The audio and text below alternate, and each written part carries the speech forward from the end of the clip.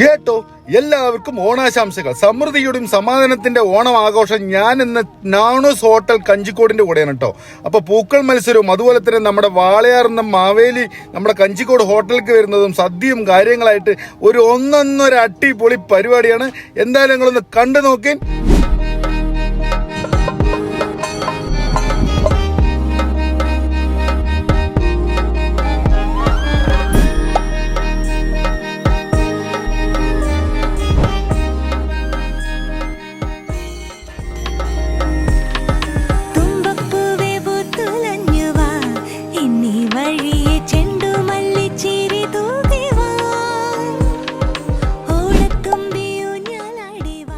അങ്ങോട്ടോ.